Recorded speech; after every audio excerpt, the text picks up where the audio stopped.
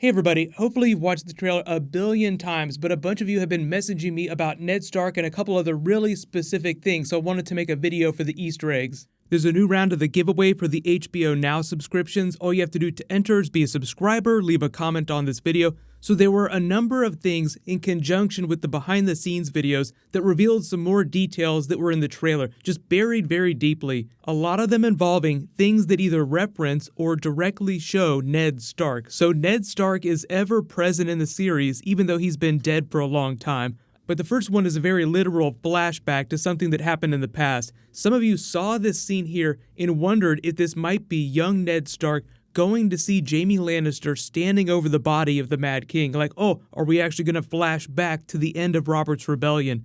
The timeline for the rebellion is that we've gotten the Tower of Joy. That happened after the moment where Ned Stark found Jaime Lannister over the Mad King's body.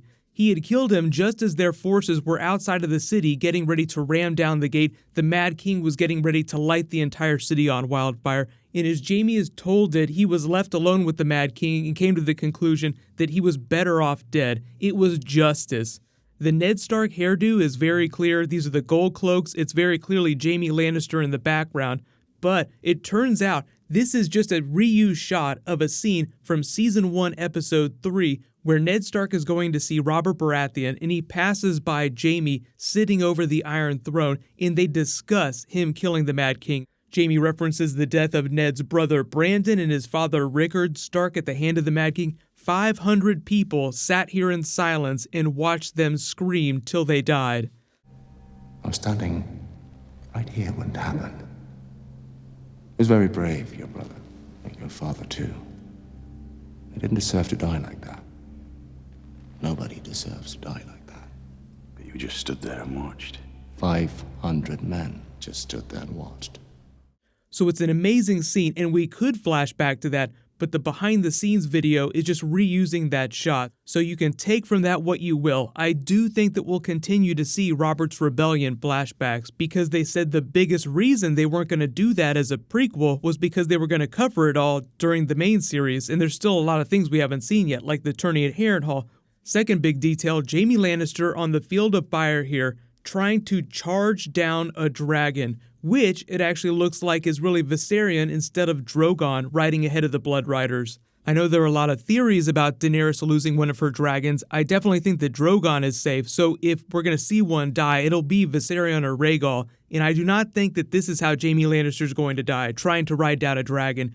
I think the implication is that this is going to be a big moment for him, so even if they lose Casterly Rock, it'll still be a big personal win for him. I mean, charging down a dragon is a ballsy move. Normally, if it were anyone else, I would say they would be instantly barbecued, but because it's Jaime Lannister and there are 7 episodes, I think we'll at least see him outlive Cersei. You've asked me for a death predictions video too. I do think most of the main cast will be slowly peeled off over the course of the 6 episodes of Season 8. So each one of those episodes will probably see a really big death. There are only a couple people I think that are going to die this season, Littlefinger being at the top of my list. Speaking of which, next big detail, Sansa's quote, "When the snows fall and the white winds blow, the lone wolf dies, but the pack survives." So there are a lot of theories about who she's talking about and who she's talking to when she's saying that, because it's just voiceover, so it's completely out of context. The reality is that it's meant to be ambiguous the way they use it in the trailer. It's meant to apply to everyone. The lone wolf in the context of Daenerys, Cersei, the Starks, we need to band together in order to survive. But it also applies to the other characters like Arya Stark, Jon Snow, Sansa Stark. So if you've been rewatching the series recently or you've been rereading the books, you probably remember that quote is a Ned Stark quote that Arya herself references twice. The first time that we hear the quote was actually during this scene right here. He doesn't say it on the TV show, but in the book version of this scene, he says it to her. He's basically telling her that she needs to stick with her sister Sansa, because at this point in the story, they still hated each other. She didn't want to have anything to do with her. Sansa's really excited about the tourney that's going to be happening really soon. Arya doesn't give a shit. So Ned Stark tells her that we've come to a dangerous place. We need to stick together. We're family. The second time the quote appears is when Arya is remembering this scene later during Feast for Crows. She's been on her own for a while, and she says to herself, "The old gods are dead, with mother and father and Robb and Bran and Rickon all dead. a long time ago, she remembered her father saying that when the cold winds blow, the lone wolf dies and the pack survives.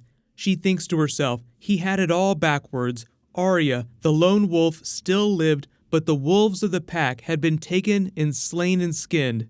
Bit of a twist on that idea, but it's a recurring theme. It's sort of the theme of House Stark in addition to winter is coming. So very Stark heavy season, winter has come, so the lone wolf dies, but the pack survives. So I think the trailer has been very misleading about what Sansa's feelings are about Jon Snow, the rest of her family. I think the big twist is that Littlefinger will wind up being the lone wolf and he will wind up dying. Sansa will think of her family, she will be part of the pack. And then there's a lot of speculation about how Littlefinger might die, how Sansa might get rid of him, how Arya might be the person to do it, and that's how she gets his cat's paw Valyrian dagger. So just remember that Littlefinger would not give his dagger away, and she's wearing it in all these Season 7 promos. Arya will get a Valyrian dagger, whether or not she gives that to Jon, because it does look like he has Needle or the Valyrian dagger on him here.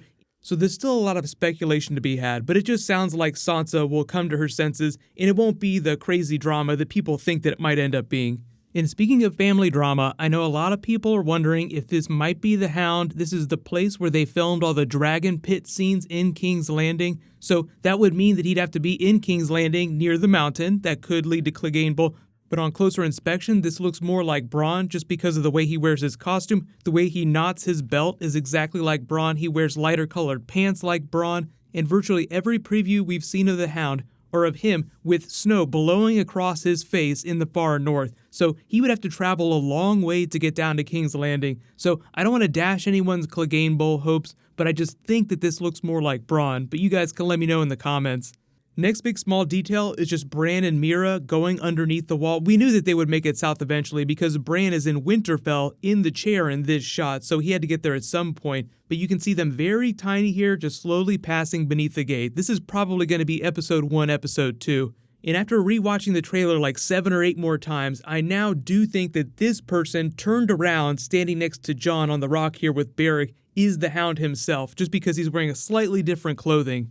The only other really big thing that I saw that not a lot of people were talking about was Euron Greyjoy. This is confirmed to be Euron Greyjoy, but because the peasants in King's Landing are cheering and these are his ships, it sounds like coupled with the behind the scenes photo, he's bringing captives in. And I don't want to say who the captive is, but if you saw my behind the scenes video, I talk a little about that. It sounds like he brings someone that the Lannisters desperately want revenge against, and they'll be really happy, and that'll be the tipping point for the alliance between Euron and Cersei. But I'm sure there's a billion other things in this trailer that we haven't unpacked yet. There'll be more Game of Thrones later this week. I'll talk about Meera and her Valyrian sword that she might have, the Bloodraven sword called Dark Sister, and then there'll probably also be some more behind the scenes footage, hoping to see some Samwell in the next trailer if they drop. But leave all your requests in the comments below. Congratulations to the latest giveaway winner, Luke Purnell. Please private message me so I can get your contact details. While you wait for everything, click here to rewatch the trailer again, and you can click here for all my other Season 7 videos. Thank you so much for watching. Everybody stay awesome. I'll see you guys tonight.